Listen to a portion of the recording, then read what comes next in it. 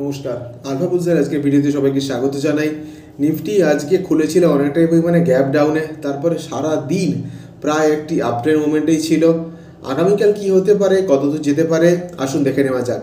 স্ক্রিনে আপনাদের সামনে এই মুহূর্তে আছে নিফটি ডেইলি চার্ট। দেখো, নিফটি আমি গত দুদিন থেকে আপনাদের বলে এসেছিলাম যে নিফটি এই মুহূর্তে একটি জোনে ফেঁসেছে।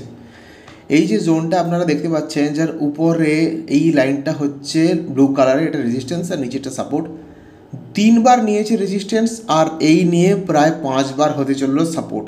এই যে 4টি মার্কিং করা আছে দেখছেন আগে গোল গোল করে, এইটা হচ্ছে এইবারের সাপোর্ট নিয়েছে, যেটা নিয়ার অ্যাবাউট 22,000 কাছাকাছি আছে। আপনারা সবাই জানেন যে নিফটির 100 পয়েন্টের সাপোর্ট আর রেজিস্ট্যান্স থাকে। এবারে নেক্সট যে আজকের দিনের এইটা ক্যান্ডেল ছিল, আজকের দিনে প্রায় একটুখানি গ্যাপে খুলে উপরের দিকে উঠেছিলাম। আমি এটা বলেওছিলাম যে এই যে জায়গাটা আছে এখানে একবার লেগে তারপরে উপরের দিকে উঠতে পারে। যদি 22,800 পয়েন্টটাকে ব্রেক করে, এই যে জায়গাটা আছে যেখানে অলরেডি একবার আর এখানে একবার সাপোর্ট নিয়েছিল, অতীতেও দেখুন এই জায়গাটায় 3বার কিন্তু সাপোর্ট নিয়ে রেজিস্ট্যান্স নিয়েছে। তো 22,803 যে পয়েন্টটা আছে এইটা খুব ভাইটাল হতে চলেছে।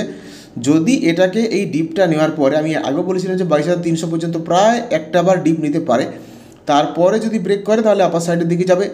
আর যদি এটাকে ব্রেক করে আসে নিচের দিকে তাহলে 21,806, মানে 21,800ই বলতে পারি। এই যে নিচের লাইনটা দেখতে পাচ্ছেন, এই লাইনটাকে দেখুন, এখানে কিন্তু নিফটি একবার, দুবার, 3বার, 4বার, 5বার রিটেস্ট করেছে।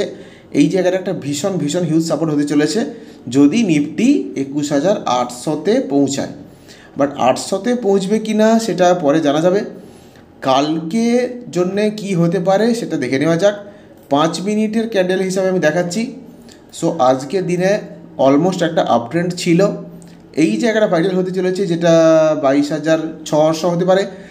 সেখানটা যদি ব্রেক করে উইথ ভলিউম তাহলে আপার সাইডের দিকে, নাহলে লোয়ার সাইডের দিকে যেতে পারে। সো এই ছিল নিফটির অ্যানালিসিস। আশা করছি বুঝতে পেরে গেছেন। দেখা হচ্ছে পরের ভিডিওতে। সবাই ভালো থাকুন, সুস্থ থাকুন।